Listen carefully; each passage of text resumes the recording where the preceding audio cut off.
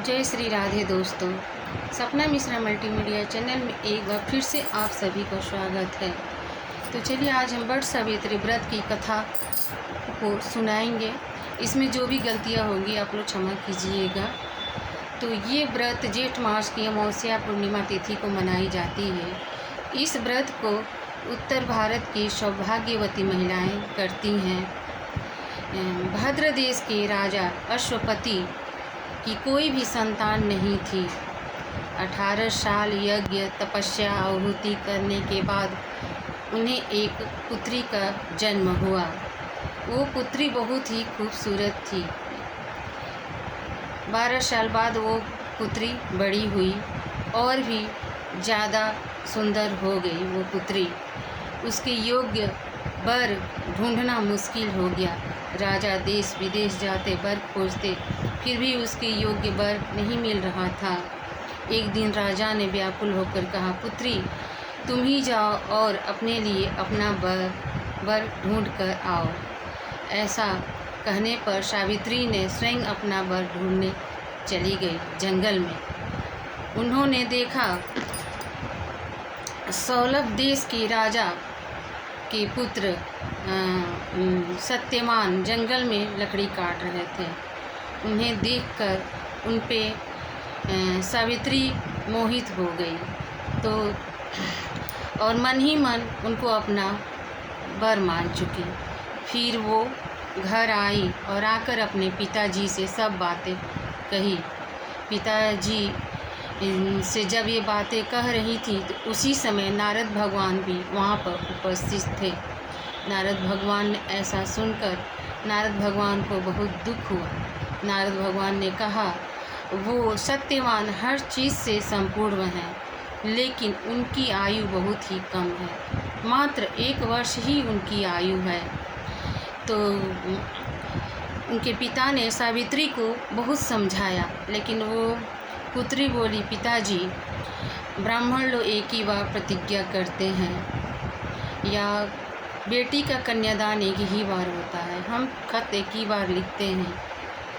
तो सत्यवान को हम अपना वर मान चुके हैं।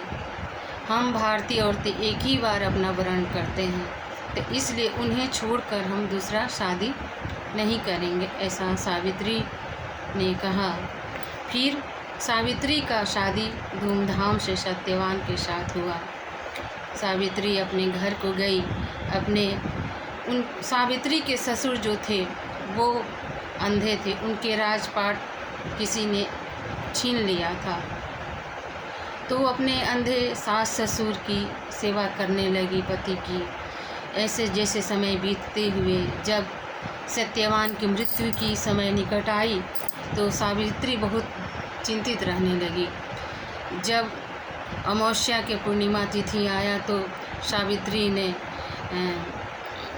जहाँ सत्यवान जब लकड़ी काटने जाने लगे जंगल में तो उनके साथ साथ जाने लगी। बोली हम भी चलेंगे। फिर साथ साथ गई और वहाँ पे अच्छा से नीचे बढ़िया से लीप पोत के सुगंधित पुष्प इत्र सब सजा दी वहाँ पे बढ़िया से। और पति जब लकड़ी काटने चढ़े तो उनको सर में उनके दर्द होने लगा।